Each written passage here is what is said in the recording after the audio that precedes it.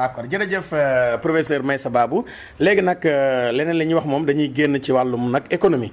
ndax nag citoyen sénégalais nga am xalaat ci réew mi. lu jëm ci élection 2024 ñu bari ñoo ngi waxum troisième candidature président Macky Sall. ay ñooñam ñoo ngi ko si pousse. ñenn ñi jàpp nañ ni buñ ko fi yëkkatee Sénégal mën naa dugg ci musiba yow lan moo ci sa xalaat. waxi dof la de troisième mandat. waxi dof la ndax nag du sax droit français la. nul ne peut exercer plus de 2 mandats consécutifs maanaam kenn. yoon mayetu la nga def ñaari mandat yu teg yu ëpp. ñaari mandat du droit. président Macky Sall taxaw ne waxoon na Abdoulaye nodd xaw ma julli gi ñaar rakka la. kon da ngay sëlmal par force. taxaw en 2019 ne maa ngi dem ci élection nag suñ ma falee xam leen ne jeexal na. waaw Ismaïla Madior Fall aussi. ñoom ñu ci bari. waaw nag wax dëgg yàlla nag nañu waxante dëgg nag nguur dafa neex de. ma jàpp ne lii société civile bi wax démb ci benn réunion. ne jàmm gën troisième mandat. mais loolu mooy dëgg. gis nga troisième mandat bi lu tax ma ne la yëfi dof. bis buñ poussé le président Macky Sall. ba mu jëm cee dugg. waaw ñoom ñëpp la ñuy tër. ndax dañuy taal réew mi ku ne fi troisième bala ngaa eggale la fi xewoon moo fi xewaat. mais day xeex day am xeex.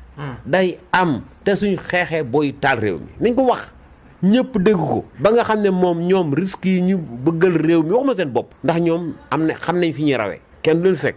hélicoptère la ñu dugg ñoom ñëpp fanaan. kon jàpp nga ne bu président waxee day nekk candidat coow mën naa am. ñu taal réew mi nga naan coow day am. raayal bi nañ ko bàyyi. ñi war a wax nañu wax. ñëpp société civile wax na. parti politique yi wax nañ. ñi nga xam ne journalistes yi nga xam ne ils sont responsables. responsable nag laa wax. wax nañ mais même kilifa yi laa wax de lañ wax nañ ko ñoom diine. xamul waxeet te nag sëñ benn sëñ bee ko waxoon nag sëñ bu ndaw bee ko wax léegi sëriñ su mag yi nee nañ ko sëñ bu ndaw bi nag yaa ko waxoon nag waaw wax dëgg yàlla gor ca wax ja la ba sëñ Abdoulaye waxoon rek kon nag man jàpp naa ne jaru ko pour l'intérêt du Sénégal lu leer laa la wax jaru ko pour l'intérêt du Sénégal mais sama xel dafa dalul parce que président Macky Sall voté na fi te yorul carte d'identité la bëgg wax foofu daf ko forcé. day forcé. loolu tax sama xel dalul. waaw mais dama dégg Alioune Tine ñoom nee nañu réew yi forcé troisième mandat yëpp après ci dañoo mujj nekk ci kawo. waaye kawo mooy taal nañ réew ma. kawo mooy booy toj nañ lépp. professeur Meissa Babou léegi tey ku mel ni Ousmane Sonko bu ñu ko bundaxataaloon tey ngir mu bañ a bokk ci élection yi lan nga jàpp ne mooy am. ñu xeex.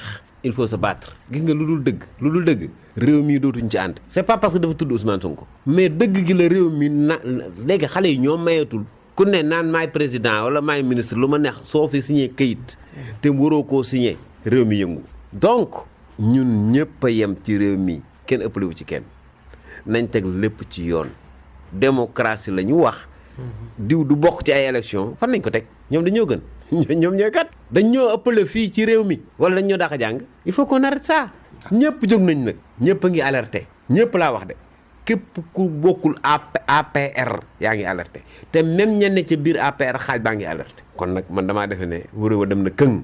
kon yow da nga jàpp ne Ousmane Sonko bu ñu ne ko woon doo dem ci élection jafe-jafe mën naa am. ñuy taal réew mi nga naan jafe-jafe parce que dañ dul nangooti nee naa la ku ñu noot mooy diw du doon candidat te diw boobu nekk tey jii ba fii may wax ak yow nag laa wax. moo fi sës. mais bu dee yoon la nag. yoon ban yoon amul benn yoon bu mën a tey Ousmane Sonko nekk candidat amul de. amul benn yoon bu mën a tere Ousmane Sonko doon candidat ban dégâts la fi def léegi ñuy wax affaire Adji Sarr xaw ma yu kenn xamul yooyu. mais wax docteur bi lan la bind. gisoo ko gisuma ko. keneen gis ko. kii sëqu dëgg góor. waaw mais wax ji du farankulaayu. xoolal buñ ñu fontoo xoolal suñ bëggee ñu taal réew mi. nañ ko taal. ate bismillah xam naa ne man sama kër kenn du ko lakk. man moom suñ ko doon taalit defuma ci réew mi luñ may taalaale. ku ci taalaale nag sa affaire la. jërëjëf professeur ñu lay sant la gërëm. xanaa léegi ma tàggoo ci ñaax rek Abdou Khadre réew mi ñoo ko bokk daal nañ rafetoo. gis nga nekk nguur jóge ci nguur dikkaat loolu amul problème. nee naa la teraanga weesu wut ñu tànn la seen nawle di la fay juróom million par an lu mat fukki at. gënoo nit ñi su la yàlla wërsëgalee lu toll noonu nga am daraja bi foo dem ñu ne waajaa ngi mais doy na ci teraanga su dee gor laa wax de su ko defee ñu rafetoo nangu yoon kenn ku nekk ci ñun ñu nangul la li la yoon may Sénégal jëm kanam je vous remercie